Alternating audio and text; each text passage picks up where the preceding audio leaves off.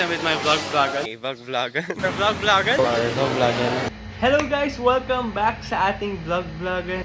Indeed, comeback na talaga to ng ating vlog-vlogan. So before tayo mag full-blown sa ating vlog-vlogan, balikan muna natin ang mga times na kung saan nagsimula ang vlog-vlogan natin. Ayan. So, eto na. And wait. Sa mga na-feature ko before, baka magulat kayo, lalabas kayo ng very slight lang naman sa ating throwback na vlog-vlogan. Okay? Ayan, go! Boot! Hello guys! We're here in Manila. Manila? Social. And so I'm here with Jomar. So welcome to our vlog-vlogan. So malapit kami sa National Museum. I don't know kung makakapunta ba kami dito. So, our flight was delayed.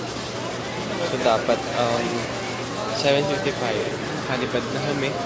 Pero I don't know what happened doon.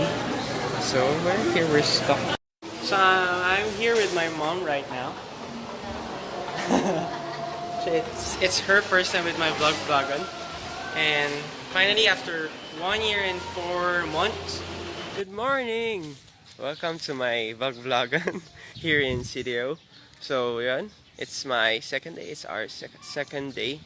And we are here sa Coco Bay. So I'm with Zai again, once again. And nag-errands kami. It's Sunday and after that, pumunta kami at tinikman namin ang How Her. Hello RJ. Oh, ayan na shoutout na kita sa vlog-vlogan ko. Hello, bye-bye. So, achieve na ba yung kulot na gusto nyo na gawin ko sa buhok ko? Yan lang yung kaya ko eh. So, ayun, kaya na bahala. At least, I've done it, diba? Sa mga request nyo. So, konting ano lang tayo, reaction.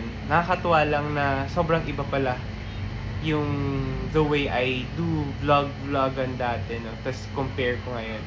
And indeed, I'm still pulling myself up to gain those confidence and yung joy just doing it. So, ayun. Sana supportahan niyo pa ako in really fulfilling this vlog-vlogan of mine. Ayun. Thank you. Bye!